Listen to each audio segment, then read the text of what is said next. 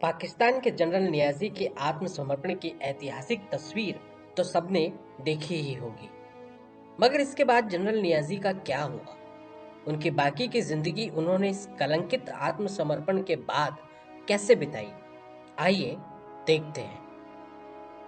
आत्मसमर्पण के कागजों पर दस्तखत करने के तुरंत बाद नियाजी ने ढाका पोलो ग्राउंड पर विजयी भारतीय सेना को गार्ड ऑफ ऑनर दिया और फिर ढाका के ही गवर्नर हाउस में भारतीय सेना के अफसरों और विदेशी पत्रकारों के साथ चाय नाश्ता किया और पत्रकारों को अपना इंटरव्यू भी दिया।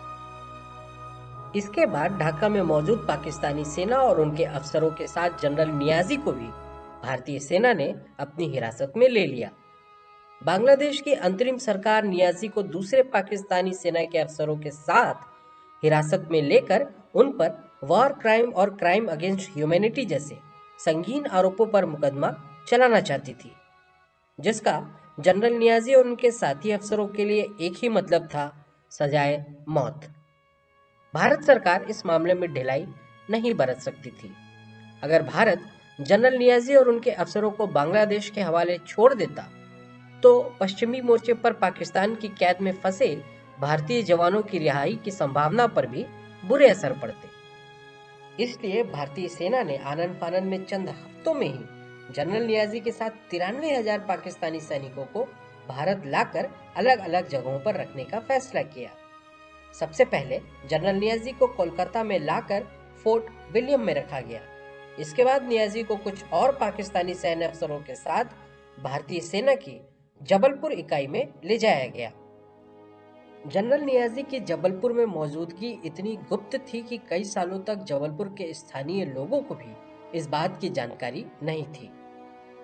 भारतीय सैन्य अधिकारियों को ऐसी आशंका थी कि जनरल नियाजी के साथी सैन्य अफसर उन पर जानलेवा हमला कर सकते हैं, इसलिए जनरल नियाजी की सुरक्षा का भी खास इंतजाम किया गया था। शिमला समझौते के बाद भारत और पाकिस्तान ने अपने युद्ध बंदियों की अदला बदली शुरू की। जनरल नियाजी इस युद्ध बंदियों की अदला बदली की प्रक्रिया में अपनी नेतृत्व क्षमता का उदाहरण देना चाहते थे, इसलिए उन्होंने खुद की रिहाई से पहले पाकिस्तान के हर युद्ध बंदी की रिहाई सुनिश्चित की और अप्रैल 1975 में आखिरी युद्ध बंदी के रूप में वो भारत द्वारा रिहा किए गए और इसके बाद पाकिस्तान में जनरल नियाजी की जलालत का असली दौर शुरू हुआ। पाकिस्तान पहुंचने के बाद जनरल नियाजी को पाक फौज ने तुरंत अपनी हिरासत में ले लिया। उन पर मीडिया से बात करने पर प्रतिबंध लगा दिया गया।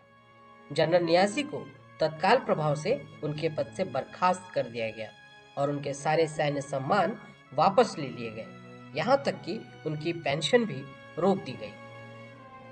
काफी समय तक नियाजी को सॉलिटरी कन्फाइनमेंट या एकांत कारावास में रखा गया था, यानी कि उन्हें अपने साथी कैदियों से भी मिलने या अपने जेल की कोठरी से बाहर निकलने की इजाजत नहीं थी।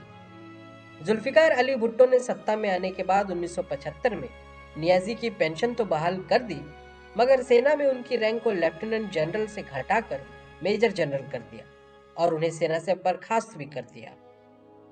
रिहा होने के बाद नियाजी ने राजनीति में अपने हाथ आजमाए। खिसियानी बिल्ली खंबा नोचे की तर्ज पर नियाजी अत्यधिक कट्टरपंथियों के गठबंधन पाकिस्तान नेशनल अलायंस में शामिल हो गए।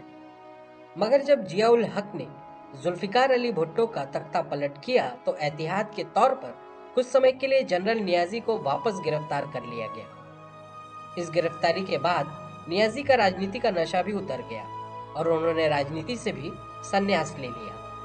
पाकिस्तान ने 1971 की जंग में मिली शर्मनाक हार की जांच के लिए एक कमीशन बैठाया था, जिसने 1982 में अपनी सिफारिशों में जनरल नियाजी पर कई संगीन और कई बचकाने आरोप भी लगाए, जैसे कि भ्रष्टाचार, जिम्मेदारियों के निर्वहन में आपराधिक लापरवाही, अनैतिक हरकतें और यहाँ तक कि पूर्वी पाकिस्तान से पश्चिमी पाकिस्तान में पान के पत्तों की तस्करी। जांच कमीशन ने नियाजी का कोर्ट मार्शल करने की भी सिफारिश की, जो कि किसी भी पाकिस्तानी सरकार ने कभी नहीं किया। आम पाकिस्तानियों के बीच नियाजी की छवि इतनी खराब थी कि लोग उन्हें बंगाल का गीदड़ कहकर बुलाते थे। नियाजी ने कभी भी अपने ऊपर लगे आरोपों को स्वीकार नहीं किया। उन्होंने 1971 की शिकस्त का जिम्मेदार याहिया खान को ठहराया और उन्होंने यह आरोप भी लगाया कि 1971 में आत्मसमर्पण के लिए उन्हें याहिया खान ने ही मजबूर किया था।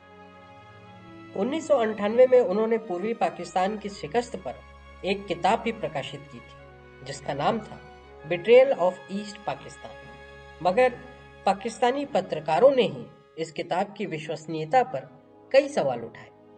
जनरल नियाजी जीवन के आखिरी लम्हों तक भारत विरोधी रहे।